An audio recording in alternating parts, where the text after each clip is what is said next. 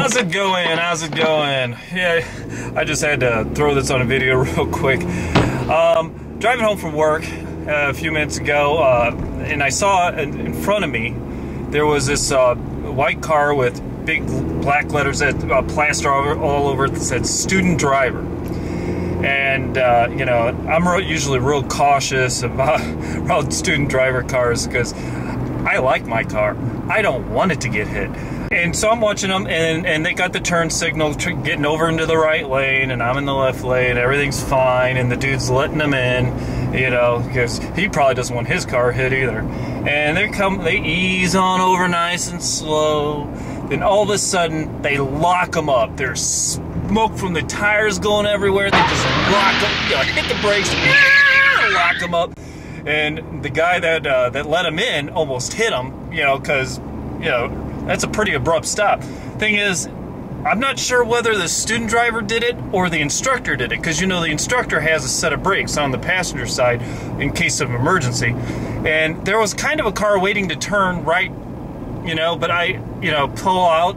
But I don't think that they were actually trying to, so I don't know why they locked up the brakes like that. So what worried me is you know, student driver, don't know what they're doing, scary. Okay, get it.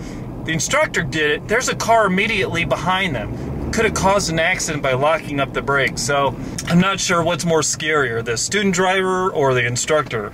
Yikes. Be careful on the road, people. Be careful on the road. I have another story for you. Remember me telling you a story about when I lived in Chicago as a kid? Well, this is around the same time period. Different husband, though. That was husband number 4. My mom was married 6 times. So yeah, we're in Chicago. Husband number 4 is Bobby, I believe. I know it's Bobby. It's the number that I'm not sure on. They've all blurred together after a while. So I was around 8 years old, and my younger brother, who's 2 years younger than me, was 6 years old. And we didn't like Bobby. Bobby was not nice to us. He used to like to punish us by pretending he was a parrot. Let me explain. He had this really annoying parrot that would talk all the time, and he was a mean parrot. And you got anywhere near the cage, and he would try to just take your whole arm off by pecking you. And so he would take it, you know, his finger, act like it's the parrot's beak, and would rap on our heads for punishment when we do something wrong instead of swatting us. And especially being a stepfather, we really didn't like him. We didn't like him at all.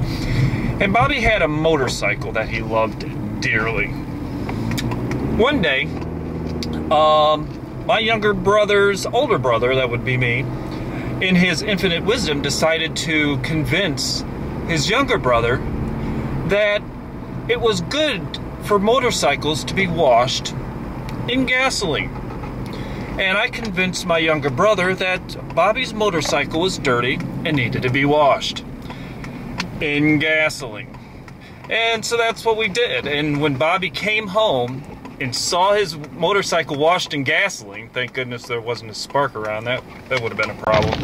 He hit the ceiling. He was pissed. He was so mad that the parrot didn't even come out. He was that angry. He was pissed off. So yeah, I got grounded. I got thrown down into the dark, dingy basement for 24 hours down there. No food, no water, no nothing. I just had to spend time in the basement. That was fun. 8 years old. The basement was scary, man. I swear, I could have swore I saw things moving in the corner. But the motorcycle story that we always used to tell at family get-togethers, Bobby and washing the motorcycle in gasoline. Oh, by the way, I don't recommend you do that. That can be rather dangerous, and we're lucky we didn't die. But my brother always hassles me to this day, even as an adult, how I tricked him.